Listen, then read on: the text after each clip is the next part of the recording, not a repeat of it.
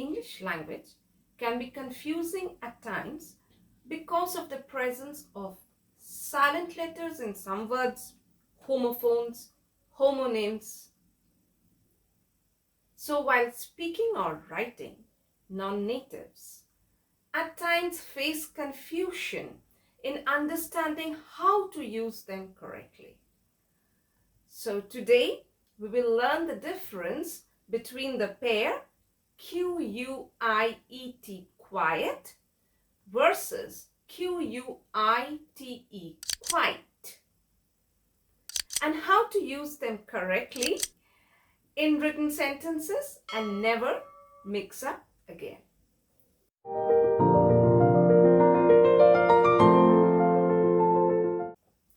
Hello, I'm Seema from Edufinite. Learning the difference between quiet and quite will clear the dilemma, and using them correctly in written sentences will improve and enhance your writings. So, are you ready? Without much ado, let's begin.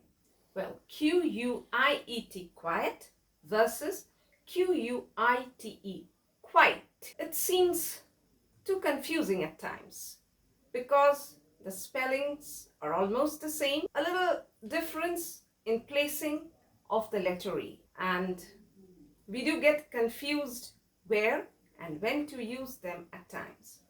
So to clear our confusion, let's first begin with knowing their meanings, their pronunciation, and what part of speech do they belong to. Then we'll move on to the sentences with them to understand their usage much better. So the meanings. Q-U-I-E-T, its pronunciation is quiet, quiet. It's a two-syllable word and it is an adjective. That means it will modify any noun.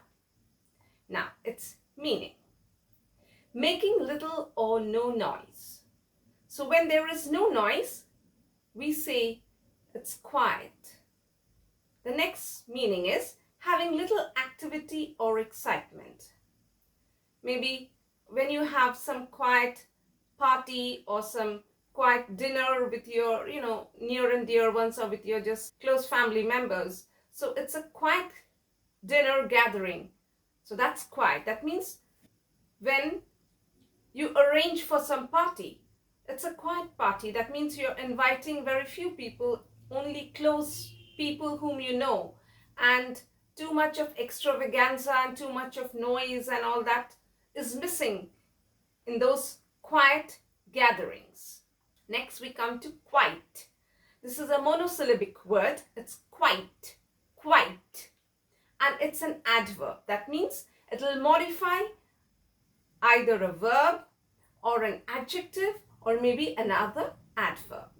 Now let's look into its meaning. Completely or absolutely. So sometimes, we do say, yes, I quite agree with you. That means I completely agree with what you're saying. Next, to a significant extent or degree. So sometimes we feel quite hot or quite cold. So we feel that hot or cold to a great extent. So we say it's quite hot, or if it's cold, it's quite cold. Now let's get into making sentences with them to understand them much better. Surprisingly, the quietest boy of our class is quite talkative today. So as I told you, quiet is an adjective.